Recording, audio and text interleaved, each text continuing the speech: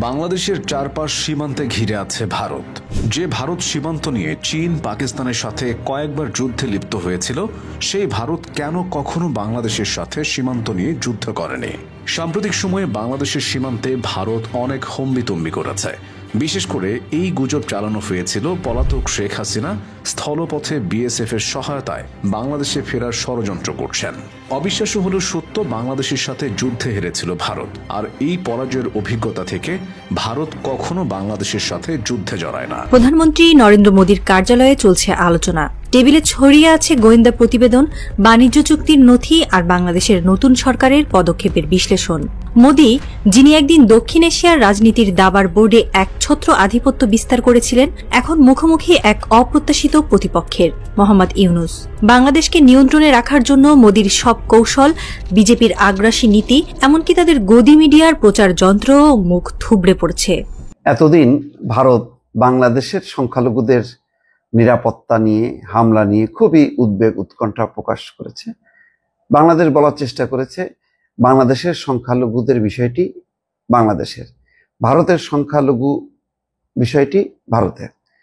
এখন ভারত তো সেটা শুনছে না। তো এখন ঠিক আছে, এখন মুসলমানরাও তারা নিরাপত্তা নিয়ে ভারতে বিভিন্ন জায়গায় তাদের ক্ষোভ বিক্ষোভ করছে। ওয়াকফ যেই বিল আইন, সে আইনের প্রতিবাদে তারা সমাবেশ করছে, মিছিল করছে এবং তাদের উপর।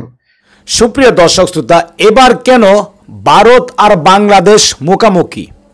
যুদ্ধ হতে যাচ্ছে ভারত আর বাংলাদেশ।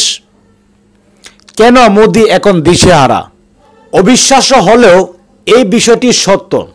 যদি বাংলাদেশ আর ভারত যুদ্ধ লাগে, নিশ্চিত 100% ভারত হেরে যাবে। দর্শক, রীতিমতো আজকের এই ভিডিওটি দেখলে আপনি অবাক হয়ে যাবেন। খুবই চাঞ্চল্যকর তথ্য রয়েছে আজকে আমাদের এই ভিডিওতে। ডক্টর ইউনূস কি তাহলে খেলা শুরু করে দিয়েছে নরেন্দ্র মোদীর সাথে? এক কাপ চা বানাই ইউসুফের জন্য, এক কাপ চা বানাই ইউসুফের জন্য। এবার কি ভারত হেরে যাবে, যেখানে একটা সুতাও আসতে পারবে না? এদিকে ভারতের মুসলমানদের উপর কঠিনভাবে হামলা করছে মোদির আদেশে। দর্শক, বাংলাদেশ সহ বিভিন্ন দেশের মুসলমানরা এবার ক্ষেপে গেছে ভারতের উপর, যেখানে বাংলাদেশ নিয়ে মাথা ঘামাতো সেই নরেন্দ্র মোদী। হিন্দুদের উপর নির্যাতন নিয়ে কথা বলতো নরেন্দ্র মোদী, কিন্তু এখন উল্টে গেল। বাংলাদেশের হিন্দুদের উপর কোনো অত্যাচার বা টর্চারিং হয় নাই, এখন পর্যন্ত কোনো প্রমাণ দেখাতে পারে নাই। আর এদিকে মুসলমানদের উপর যেভাবে অত্যাচার শুরু করেছে, বাংলাদেশের সাধারণ মানুষ এবার জেগে উঠেছে। দর্শক, আজকের এই ভিডিওতে খুবই চাঞ্চল্যকর তথ্য রয়েছে। কে কোন জেলা থেকে আজকে আমাদের এই ভিডিওটি দেখছেন, অবশ্যই কমেন্টসের মাধ্যমে জানিয়ে দিবেন। দয়া করে আজকের এই ভিডিওটি আপনার বন্ধু বান্ধবদের সাথে শেয়ার করে দিবেন। চ্যানেলে যদি নতুন হয়ে থাকেন, প্রতিনিয়ত সবার আগে আপডেট নিউজগুলো পেতে আমাদের এই চ্যানেলটি সাবস্ক্রাইব করে রাখুন ও একটি লাইক দিয়ে দেখতে থাকুন সম্পূর্ণ ভিডিওটি। বিডিআর আপত্তি তুললেও ভারতের বিএসএফ তাতে কর্ণপাত না করে তাদের কাজ অব্যাহত রাখে। এমন অবস্থায় বিডিআর এর সে এলাকায় তাদের অস্থায়ী অপারেশনাল ক্যাম্প স্থাপনের সিদ্ধান্ত নেয়। বিডিআর সেখানে 3টা ক্যাম্প স্থাপন করে। তা দেখে বিএসএফ সেখানে 6টা ফায়ার করে।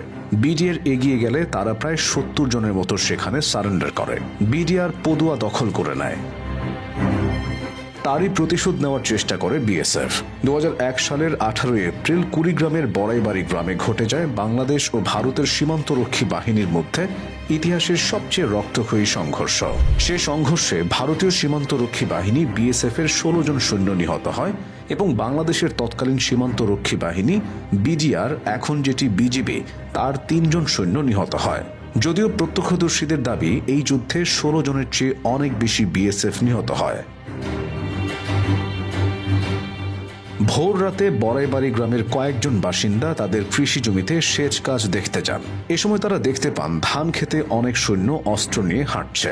এই সৈন্যদের কয়েকজন গ্রামবাসীর কাছে হিন্দি ভাষায় জানতে চান বিডিআর এর ক্যাম্প কোথায়। তখন গ্রামবাসী বুঝতে পারেন এরা ভারতের বিএসএফ এর সদস্য।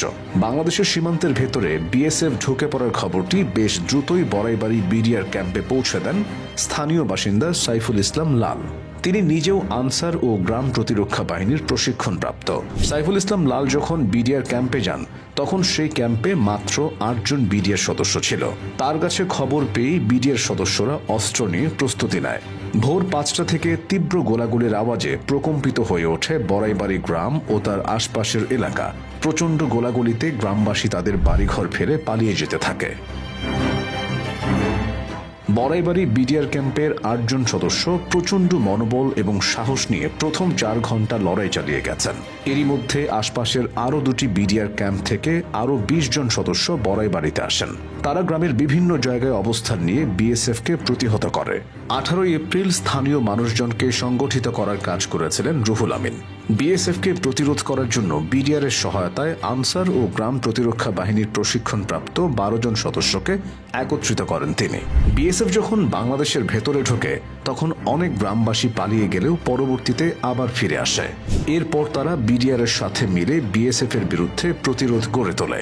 বাংলাদেশ বিজিবি ক্যাম্প ও বড়াইবাড়ির ছিটমহল দখলে নেওয়ার বিএসএফ এর সে অপচেষ্টা প্রতিহত করে তৎকালীন বিডিআর জওয়ান ও সীমান্তবাসীরা।